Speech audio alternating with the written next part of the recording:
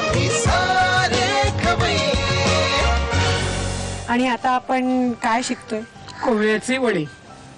कोहळ्याचे वडे पेठा करतो आपण कोहळ्याचा. हो, पेठा करतो किंवा कोहळ्याचे सांडगे करतात. पण कसं असतं की कोहळा खावा म्हणजे त्याच्यामध्ये कॅल्शियम भरपूर असतं किंवा कोहळा एकंदरीतच आपल्या शरीरासाठी प्रकृतीला थंड असतं म्हणून तो खावा. मग असे सांडगे वगैरे करणं हल्ली काही कोणाला जमत नाही. मग त्याच्यापेक्षा हा कोहळा जो आहे हा कोहळ्याचा किस आपण घेणार आहोत. त्याच्यासाठी कच्चाच आहे ना हा किस? जस्ट किसून घेतलाय? हो, किसून घेतलाय. बागेतलाच आहे की काय? हो, खरंच बागेमध्ये? खरंच. डाळी पण बागेतल्या आहेत का? नाही ना, अजून तेवढं इथल्या अॅटमॉस्फिअरला त्या सूट नाही होत. आम्हाला इथे लोकांनी चॅलेंज केलं की आपल्याकडे अंजीर लागू शकत नाही या हवामानाला, पण आम्ही अंजीर लावून दाखवले आणि आता या सीझनला आम्हाला अंजीर आले सुद्धा. पेट खाल्ले सुद्धा. अजूनही झाडावर अंजीर आहे. अरे वा. मग आता ते तर खाणारच आहोत, पण याचं साहित्य लिहून घ्या काय काय ते सांगा. कोहळ्याचा किस, भिजलेली चणा डाळ, उडीद डाळ, मूग डाळ, तिखट, जिरे पावडर, मीठ. साहित्य आपण बघितलं काय काय घेतलं ते. आणि आता काय करायचंय आपल्याला? आता आपल्याला भिजवलेली चणा डाळ, उडीद डाळ आणि मुगाची ही जी डाळ आहे ही आपल्याला वाटून नुसती घ्यायची आहे. आता ही वाटताना ह्याच्यामध्ये पाणी घ्यायचं नाहीये कारण परत आपले वडे सैल होता कामा नयेत म्हणून. मग ही जी वाटलेली आपण सगळा हा जो गोळा आहे, हो हा मिश्रण आहे, हे मिश्रण आपण घेणार आहोत. घट्ट चांगला गोळा, घट्ट गोळा पाहिजे म्हणजे मग ते वडे जे आहेत ते थापताना व्यवस्थित थापून करणार आहोत. आता आपण यामध्ये कोहळ्याचा किस टाकणार आहोत. तो पण घट्ट पाहिजे कारण कोहळा आपण जेव्हा किसत असतो तेव्हा त्याला पाणी सुटतं म्हणून तो प्रेस करून घ्यायचा पूर्ण, त्यातलं पाणी काढून टाकायचं आणि मग हा असा जो घट्ट उरलेला किस आहे पल्प, हा जस्ट तो घ्यायचा. त्यानंतर आपण यात तिखट टाकणार आहोत. जास्ती काही मसाले नाही आहेत, फक्त लाल तिखट आणि जिरे पावडर. तिखट आपल्या चवीनुसार आपण टाकणार आहोत. काही जण याच्यात मिरच्यांचा ठेचा सुद्धा टाकतात, पण बऱ्याच वेळेला मिरच्या ज्या असतात त्या आपल्याला पोटाला त्रासदायक ठरतात. कॉन्ट्रास्ट आहे ते, कोहळा आणि हिरव्या मिरच्या, त्याच्यामुळे आता लाल तिखट वापरूया.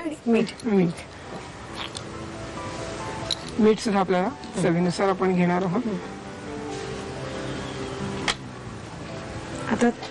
आता जिरे पावडर. जिरे पावडर एक स्वादासाठी आपण टाकणार कारण कोहळ्याला बेसिकली स्वाद असा नसतो आणि पचायलाही मदत होईल ना. चणा डाळ वगैरे त्याच्यात उडीद डाळ आहे त्यामुळे त्या पचायलाही मदत होईल. आता हे सगळं एकत्र कालवायचं. चांगलं घट्ट कालून घेऊया. समजा हे पीठ उरलं आणि आपल्याला करायचा कंटाळा आला असेल, पीठ उरलं असेल नेहमीप्रमाणे, तर मग हे जे आहे हे आपण असंच ठेवून देऊ शकतो. पण हे आंबल्यावर ह्याची टेस्ट आणखीन छान असते. जसं आपण इडली वगैरे हे करून आंबवून घेतो तसं ह्याची आंबल्यावर आणखीन टेस्ट छान येते. उत्तम. ठीक आहे, आपण हे चांगलं एकजीव करून घेऊया म्हणजे आपल्याला ते थापून तळायचं. त्याची तयारी कर. पीठ आपलं भिजलेलं आहे आणि आता त्याचे वडे थापून मग ते तळायचे. ओके. छोटे ना? हा, छोटे करायचे आकाराने आणि हे डीप फ्राय करायचे. ठीक आहे, असे करून घेऊया मग तळता येतील आपल्याला.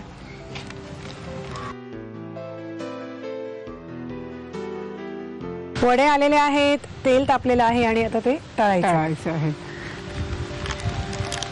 ओके, चांगले खुसखुशीत तळून घेऊया आपण. बागेत आम्ही असं छान स्वयंपाक करतोय. फेमस असेल ना तुमची बाग? हो, अगदी. यांचे कॉलेज मधले मित्र वगैरे आले ना की ते जेवल्याशिवाय इथून जातच नाहीत.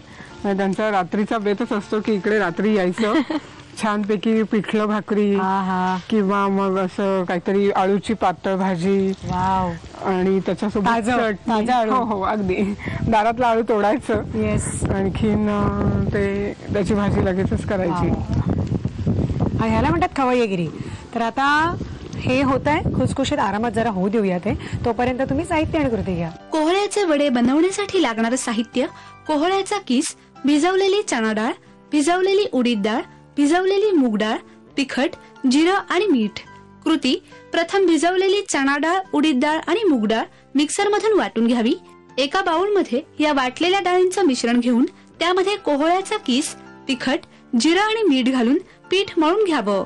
तयार पिठाचे वडे थापून डीप फ्राय करावेत. आम्ही सारे खवय्ये